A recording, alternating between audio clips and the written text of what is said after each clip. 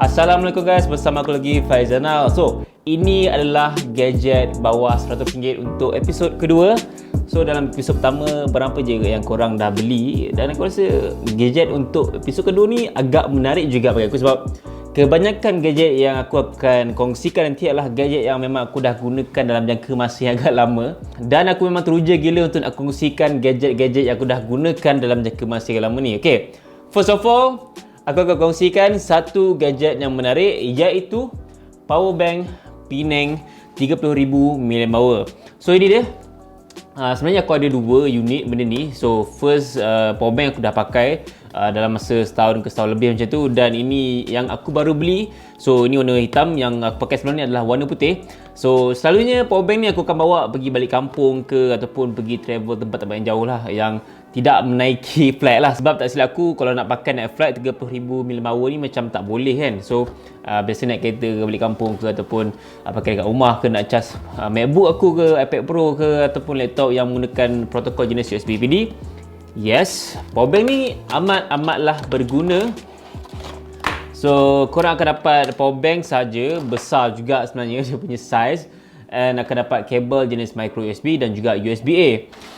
Alright, aku memang settle lah nak kongsikan pasal power bank sebab harga dia agak affordable untuk harga bawah RM100 dengan teknologi yang ditawarkan. Setakat ni aku gunakan power bank ni, aku rasa aku tak ada isu kerosakan phone ke, kerosakan power bank ke. Yalah, kalau ada kerosakan power bank, korang boleh claim warranty sebab ada jaminan warranty selama setahun. Yang paling menarik dengan power bank Penang 30,000 mAh ni, korang ada satu lightning port untuk korang nak cas power bank ni, dan kedua adalah micro USB port untuk korang nak cas power bank ni juga, dan yang ketiga adalah USB-C port. So korang boleh cas power bank ni menggunakan USB-C port, ataupun korang boleh output dia untuk cas korang punya smartphone menggunakan USB-C port ni. So USB-C port ni adalah dia punya protokol USB PD lah untuk nak fast charging iPhone 8 ke atas, iPhone 12 ke, dan segala iPhone yang menyokong fast charging lah, ataupun Google Pixel 1 sampai Google Pixel 5 ke, ataupun Samsung Galaxy Note 10, Note 20 apa semua.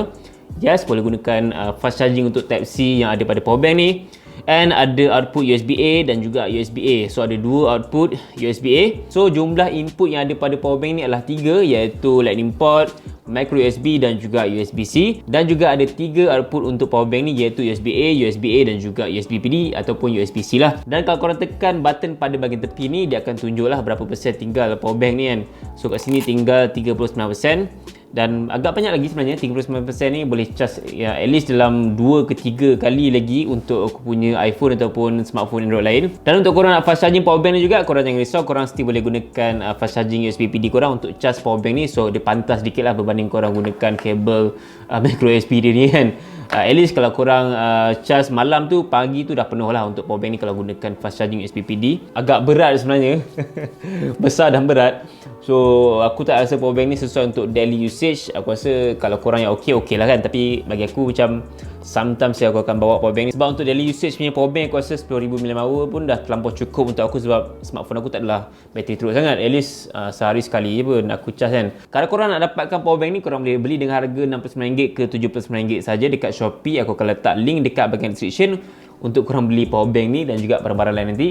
Dan gadget kedua pilihan aku pula adalah Xiaomi ataupun Mijia Light Motion Sensor. So lampu ni sebenarnya aku gunakan untuk bilik aku ataupun aku punya bilik tidur ataupun ruang tamu. Sebab kelebihan motion sensor ni adalah dia kalau keadaan gelap, dia akan detect pergerakan. Misal kata macam aku macam nak cari something masa aku tengah tidur, tiba aku terbangun dan aku nak cari something, dan aku susah nak capai aku punya lampu utama atas tu. So aku just letak lampu ni dekat bahagian dekat dengan aku. So bila aku bangun, dia akan detect aku dan dia akan berlampu. So dia akan macam menerangkan sedikit lah suasana tu. Dia tak adalah macam menerangkan satu bilik, dia just macam bagi cahaya untuk aku nak mencari something.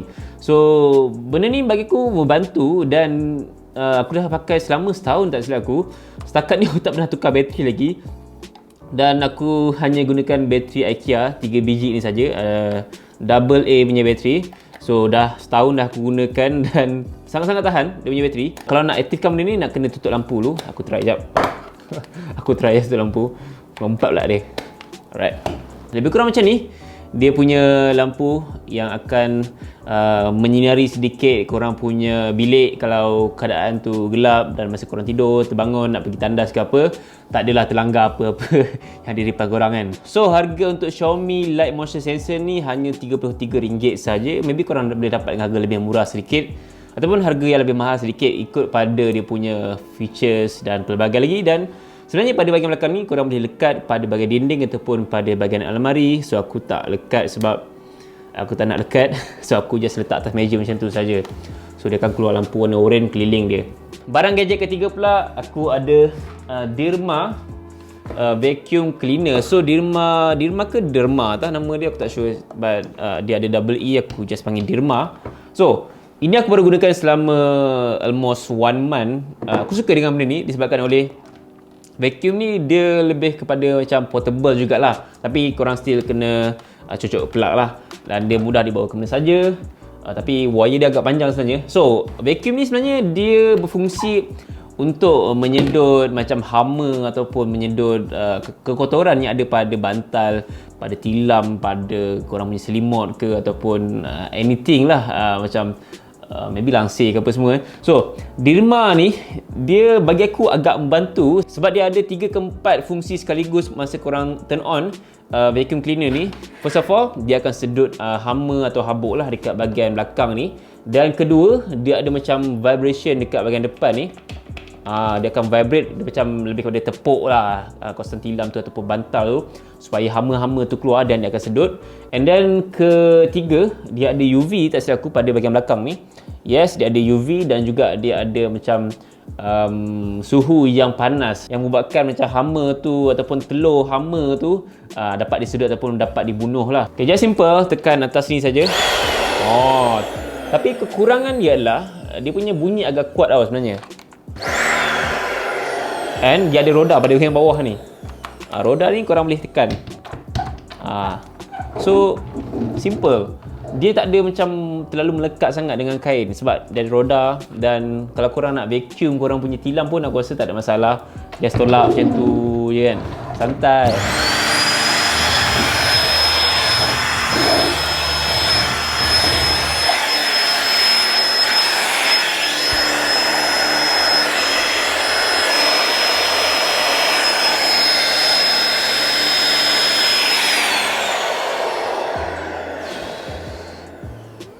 Kuat gila bayar kecil dia. So itu kekurangan dia. Tapi dia membantu untuk nak sedut hama, habuk yang ada pada atas tilam.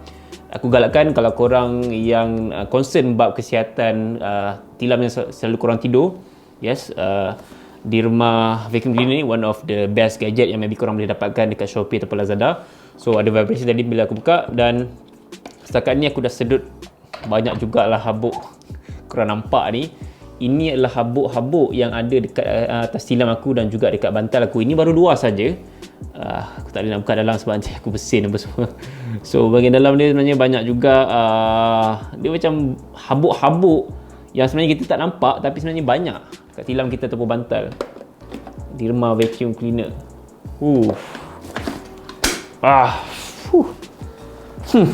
Harga untuk Dirma vacuum cleaner ni adalah RM97 sahaja. Korang boleh beli dekat Shopee ataupun Lazada.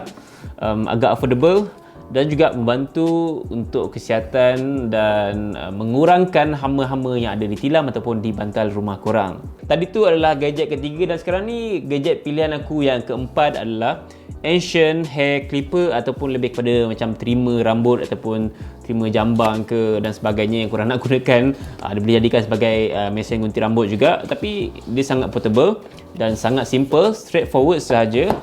So kotak dia ada 2 macam ni. Kenapa dia bagi 2 macam ni? Macam sama je luar dalam dia kan. Information pun sama luar dalam. Korang akan dapat kabel jenis USB-C. Seriously? Yes, kabel jenis USB-C dan juga USB-A. So basically clipper ni ataupun trimmer ni dia gunakan port jenis USB-C. Nice gila kot. And dia ada bagi sekali untuk brush bahagian gerigi dia ni. So itu je apa yang korang akan dapat dalam kotak jualan dia. Simple tapi okay. Setakat ni dia punya build quality jenis plastik saja, bukannya solid yang glossy ataupun fancy sangat, tak ada. And pada bahagian belakang ni korang boleh adjust lah. Ada pilihan di sini nombor 3 ke, nombor 6, 9, 12, 15, 18, 21, aku tak tahu nombor dia ni macam mana. Sebab biasanya kalau pergi kedai gunting rambut cakap tepi nombor 2, atas nombor 4, lebih kurang macam tu. Tapi ini tak tahu dia punya pinggiran dia macam mana. Tapi lebih kurang je fungsi dia. So boleh jarakkan sikit untuk korang nak potong supaya tak terlalu cut sangat habis. And just tekan button atas ni je, and on off tekan sekali je.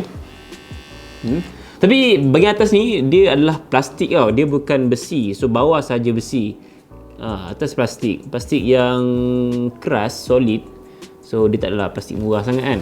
Benda ni pun murah sebenarnya. Dan ada lampu kat sini, indikator. Ok, tekan lama, hold lama sikit kat button dia akan lagi laju lah. Nice. Tapi takkan nak potong rambut aku kan. Aku rasa waktu macam ni je kot. Aku dah potong rambut kot, takkan aku nak potong rambut lagi. Korang boleh adjust lah jarak dia. So masa PKPB ni, kalau korang macam risau nak keluar, nak gunting rambut ke apa semua, yes, ini salah satu trimmer Allah cabut yang korang boleh dapatkan dekat Shopee ataupun dekat Lazada. Sekejap aku tengok harga dia. Sayang pula. Harga dia adalah RM30 sahaja. So sangat murah, affordable untuk dia punya teknologi. Dan paling penting sekali, dia pakai USB-C port. Korang gila harga RM30 pakai USB-C port. Selalunya dia orang pakai micro USB, tapi ni USB-C port menandakan ini adalah fast charging punya trimmer. So nice gila kan. Even sekarang ni pun ada phone sampai beribu pun tak ada USB-C kan. Ini ada USB-C RM30. Uish, nice lah trimmer ni. Gadget terakhir pilihan aku pula yang aku dah gunakan dalam jangka masa yang sangat lama. Aku rasa dah 2 tahun dah aku gunakan gadget ni. Korang nampak tak lampu belakang tu? So itu adalah Xiaomi Mi LED Smart Bulb. So aku rasa benda ni mungkin korang dah perasan dalam video-video aku sebelum ni. Dan lagi video aku yang awal-awal dulu masa aku buat YouTube ni, aku gunakan lampu Xiaomi ni untuk aku macam memeriahkan aku punya suasana studio ataupun bilik aku masa aku tengah buat kerja. Yang menariknya dengan mentol lampu LED Xiaomi ni, korang boleh connect dengan Wi-Fi dan juga boleh adjust hanya menggunakan aplikasi sahaja. So korang tak perlu nak adjust kat situ. Just download aplikasi Xiaomi Home dan korang boleh terus control lampu ni melalui aplikasi tu terus. So seperti korang nampak sekarang ni, ini aku buat warna biru. So aku akan tukar kepada warna hijau. Nampak? Sekarang ni warna purple, warna kuning, warna merah. Dan aku boleh naikkan kecerahan dia dan juga turunkan, malapkan kecerahan dia. So menarik kan. And ada banyak lagi function sebenarnya. Aku boleh buat dia sebagai flow supaya dia macam tukar-tukar warna, relax, santai, calm, chill kan. And aku boleh juga buat dia sebagai warna white. So boleh buat dia warna warm, orange ataupun putih. Boleh tukar-tukar lampu dia. Nice. Kecerahan boleh adjust dan macam-macam perkara yang korang boleh adjust. Even korang boleh turn off melalui aplikasi saja. Just tekan turn off, turn off. Just tekan turn on, turn on. Dan macam-macam lah korang boleh adjust. Korang nak macam mana, nak sunrise ke, nak sunset ke, masa nak movie, tengok movie, boleh adjust kat sini dia punya environment feel, birthday ke dead night. Aku nak try adjust kepada movie. So lampu movie and try birthday. Wow. Okay, dead night. Ni kalau nak feel apa ni, candlelight dinner dengan bini ke dengan wear ke kan. Alright, kita try sunrise. Sunrise. Sunset. Oh, nice. Right. Ya. Bagi aku memang menarik lampu ni. Untuk korang nak letak kat rumah korang, dekat studio, dekat bilik ke, yes, lampu ni memang awesome gila. Sekejap aku ambil lampu tu, sekejap aku tunjuk kat korang macam ni rupa dia. So beginilah rupa Xiaomi Mi LED Smart Bulb. Dia simple macam ni tapi dia agak heavy dan solid sebenarnya lampu ni, mentol ni. So korang boleh beli Xiaomi Mi LED Smart Bulb ni dengan harga RM50 sahaja di Shopee ataupun Lazada. Dan pastikan untuk korang nak connect dengan smartphone korang, nak kena download Xiaomi Home punya aplikasi, dan juga pastikan rumah korang ada sambungan Wi-Fi untuk connect between smartphone dan juga smart bulb ni lah, sebab dia kena pakai connection Wi-Fi. Kalau tak ada tu tak boleh lah nak connect. And itu saja antara 5 pilihan gadget terbaik bawah RM100 yang aku boleh kongsikan dalam video kali ini. Antara kelima-lima gadget yang aku kongsikan tadi, korang rasa gadget apa yang paling menarik yang mungkin korang akan beli, dan juga gadget apa saja yang korang dah beli sebelum ni dalam video aku sebelum ni. Korang boleh kongsikan dekat bahagian komen dan nyatakan pendapat korang. Maybe korang boleh suggest barang apa lagi yang aku akan boleh buat dalam video seterusnya, sebab aku macam buntu juga, aku tak tahu lagi barang apa yang menarik lagi yang aku boleh beli dekat Shopee atau Lazada untuk aku nak kongsikan dalam video episod ketiga nanti untuk gadget bawah RM100. So suggest kat aku. So aku rasa itu saja untuk video. So bergerak pula dia. Duduk diam. So aku rasa itu saja untuk video kali ini, dan aku harap korang enjoy dengan video aku. Like, komen dan share video ni. Subscribe channel aku. Follow Twitter dengan Instagram aku. InsyaAllah kita bertemu lagi di lain video. Assalamualaikum. Bye.